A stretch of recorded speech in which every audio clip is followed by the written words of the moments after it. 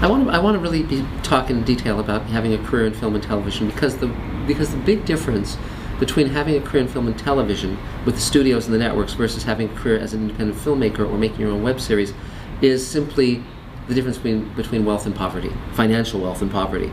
Because the studios and the networks have the money, and if you're in the Writers Guild or the DGA, there are minimums, guaranteed minimums, and you'll earn a lot more money, and that's great. Wealth is very nice. Having a lot of money is very nice, but so in terms of cracking that, it's just you must meet these people face to face. You must go where they are.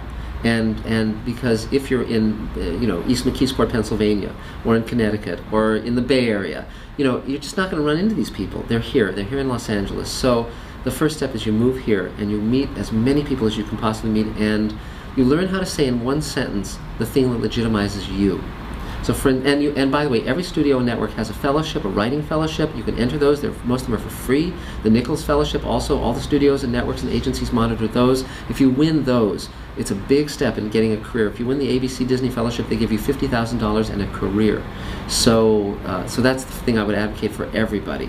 It's much better now than it used to be. When I was writing The Twilight Zone Companion, I saw a photo of the crew. And first of all, they were all in suit and tie, which I thought was very amusing for a crew. And but secondly, they were all white males, with the one exception of the script girl, who was a white female. And now you can be African American, you can be a female and be a showrunner. You can, yes, Hollywood is ageist and racist and sexist, but it's better than it used to be. It just is.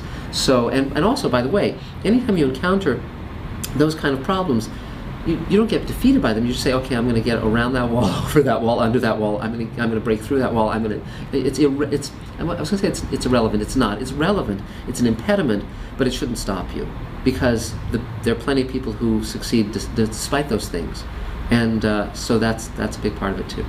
Well, also too, you started out writing in your early 20s and being paid, right? So you were. Well, my first short story I sold when I was 19. And I was having gallery shows of my artwork and photography when I was a teenager.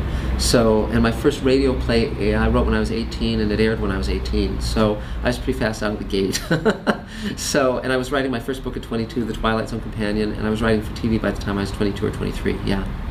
How was that, being so young? Did you have certain... It was great. Oh, it was? Okay. So yeah, it was swell. I was very lucky, because when I was a kid, The Twilight Zone and Star Trek and Outer Limits, the original versions of those shows, were the things that made me want to be a writer, particularly a television writer. When I was 13, I read a book called The Making of Star Trek. It was the first book I ever read about how to make a TV show. And the first writer I ever saw in person was Ray Bradbury. He spoke at a library when I was 10. So all of these things started percolating in my mind. And when I was a kid, I also got a visit. As a Christmas present, I was given a visit to the Star Trek set. And so I was there for the filming of the last episode of the original Star Trek. I was on the Enterprise sets, which was just great. And so I sort of had a sense of calling. I knew I would be an artist or a writer from a very early age. I was drawing and writing and reading science fiction voraciously, and comic books, and watching TV and going to movies. So I was very lucky in that way. And so, and I also because I saw that Ray Bradbury and Rod Serling were writing books and movies and TV shows, I had that sense of you could go between all three, and that was very useful too. And one thing that Ray said to me is it's very important to do all three, particularly keep writing books, because then they can't own you, and no single rejection can stop you. So Ray had a lot of movies he wrote that never got made. I have the script of The Martian Chronicles that Ray wrote for MGM in 1963. It was going to be the movie that Gregory Peck and Robert Mulligan were going to do right after To Kill a Mockingbird. It's a great script, and it never got made. And I've got an original copy of that signed by Ray, and which I read in little tiny pieces every day at lunch when I was a producer on Sliders, just to kind of take as long as possible to read this wonderful script. It was great. Well, you mentioned Ray Bradbury being one of your mentors. Yes. Who were some of your other mentors? And in terms of, so you said you observe people, and you're very good at that. What did you actually observe of these mentors that maybe they didn't articulate to you what you saw as being secrets to their success? Yes. Well, I think two of the things that, okay, here's the reason I'm a professional writer as opposed to someone sitting in a bar all day long bitter and saying, kind of pointing at the TV and going, those shows, I should have been writing for those shows, Hollywood sucks, I hate everything. I could have been that guy. I still might be, the day is young. But But what it was when I was 16, my mother went to Sears and bought this really weird piece of furniture that was a table with two beds that would go in at right angles to each other. You'd tuck them under the table, and then you could pull them out to sleep on. It was the weirdest damn thing. I have no idea why she bought it. She put it in the living room of our apartment. But it also had an AM/FM radio built into that table. And we'd had AM radios, but never FM radios. And so one night when I was 16, I started twirling the dial at about 10 at night on a Friday, and I started hearing something amazing, which was science fiction writers talking about their craft. And it was a radio show called Hour 25. And for the first time, I started hearing all the writers I'd grown up reading, Robert Heinlein and Isaac Asimov and Arthur C. Clarke and Ray Bradbury and Theodore Sturgeon, all these great science fiction writers, and Harlan Ellison talking about writing. And many of them had written for Star Trek, Ted Sturgeon and Harlan and Richard Matheson, and I started hearing them talk about writing. And Harlan was talking about a science fiction writing workshop called the Clarion Writers Workshop. And it was the leading science fiction writing workshop in the country. And it was 6 weeks long, 25 students at Michigan State University in the summer, and each week a different famous science fiction writer would live with you in the dorms, and you would write like crazy and critique each other's stories. And I thought, I want to go to that. So even though I was an art student at UCLA, I got enrolled in the art school by mistake. It was a clerical error. I never applied to that major, but I got a degree in it because I was, why not? That's another story. But when I was 19, I went to Clarion, and it was 6 very famous science fiction writers, and I sold my first short story. But I also learned from those writers, and the main thing I learned was that they were just like me, that if they could do it, I could. It was Roger Zelazny, Samuel R. Delany, Joe Haldeman, Kate Wilhelm, Damon Knight, Gene Wolfe, and Damon Knight, one of the students asked him, which of us do you think will make it as professional writers? And he should not have answered that question, but he did. And he named several, and they all became very, very famous writers. And I was one of the ones he thought would not make it. And the next day he bought my first short story for an anthology he was editing, which taught me, first of all, that no one can predict your future. No one has a right to rob you of your future. And he could not look into my secret soul and see how determined I was. He could not look into my heart. And he couldn't even predict the future 24 hours ahead.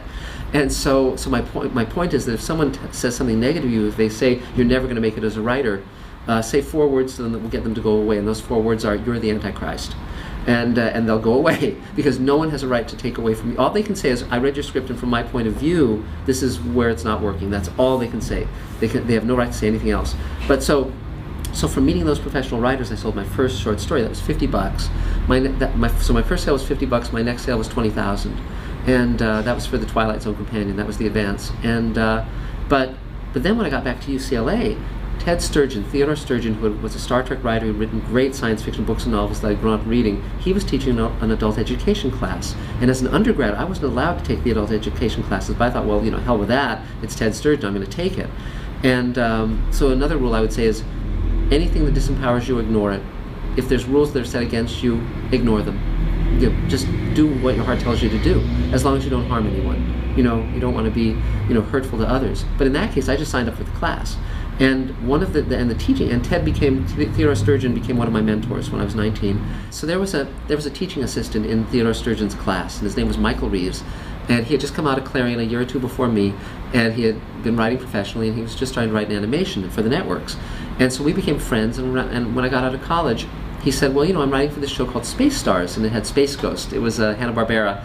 And he asked if I'd like to collaborate with him, because he was writing all the episodes. And I said, sure, and then we wrote for Smurfs together, and then it was very clear that I could write these on my own. So I just started writing animation, and I rose very quickly in animation, but my heart really wasn't where I wanted to be. So I then earned enough to live for the year from writing animation. I could earn about $100,000 in 3 months, which is a lot back then. And because I was the god of animation, I was doing very, very well in that arena. And I told all my employers that I was going to take time off to write this live-action screenplay, and that I wouldn't be available. And they said, great. And the day I stopped to write the screenplay, they started calling me with offers of animation work. And I had to turn down $200,000 in 2 days, and that wrecks your writing day. So then from then on, I wrote at UCLA, where they couldn't reach me. It was before cell phones, and I would just check my answering machine at the end of the day so I could write. And I finished that screenplay, and it sold, and it got me a pilot deal with NBC, and that pilot got made, and I was off and running in live action, writing for the networks and the studios. So my point in that is, you must take a stand for where you're going and what you believe in. Even if you're doing well, if it's not your dream, you must take a stand and be willing to take the licks, take the blows, and be willing to take the losses in addition. But the point that I was getting at before that is, because I had Theodore Sturgeon mentoring me, that led to me meeting Michael Reeves, who was a professional who brought me into television. So it wasn't me writing spec scripts and trying to get an agent to take me or anything like that. It was someone opening a door for me through a friendship, through that. But also he knew I could write. So, and at the same time, I was writing The Twilight Zone Companion at 22 because when I got out of UCLA, I knew I wanted to be a writer, producer in television, and there were no classes in that. So I thought, well, how do I learn this? And I said, well, why don't I take one of the greatest shows ever made and learn how it was made, and then by emulating the people who made it, I can do that job. I can learn that job. So it was 2 years after Rod Serling's death, and I was 22 years old. I'd sold one short story. If I'd asked 100 people how likely it was that Rod Serling's widow would let me write that book, 100 people would have said, no, none, you have no chance. Which is why your future and your career is not a majority opinion. It's your opinion. And what I did was, because she had already turned down major journalists, and so I couldn't go directly to her, she'd have said no. So what I did was, I met one writer who'd worked on The Twilight Zone at a science fiction convention, so I interviewed him. His name was George Clayton Johnson, and I asked him who he knew that I could also interview.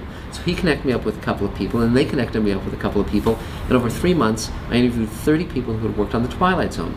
By then, I knew a lot about the subject. I felt very confident I could pull this off. And then I went to Carol Serling, and it was at Rod's house. It was exactly as he'd left it. There was one room just for the awards. It was 6 Emmys, the Peabody Awards, the 3 Hugos, and there were 2 living rooms. There was an Olympic-sized pool. His office was a building back of the house. All the books were there, all his scrapbooks, the films, cans of his Twilight Zone episodes, 60mm prints and film cans stacked high in the garage. And then upstairs in the attic were his scrapbooks, his scripts, his files. I literally crawled through Rod Serling's attic, which was great. And But after 3 months, I met with Carol Serling, and I stood there and I told her, she was sitting, I was standing, and I just kind of pitched what I was going to do. And then she must have talked to the people I'd interviewed who she trusted, and they said, well, this kid, we think he can pull it off. And she then said, you have full access to everything. And I went through all the scrapbooks, all the files, everything. I interviewed over 100 people.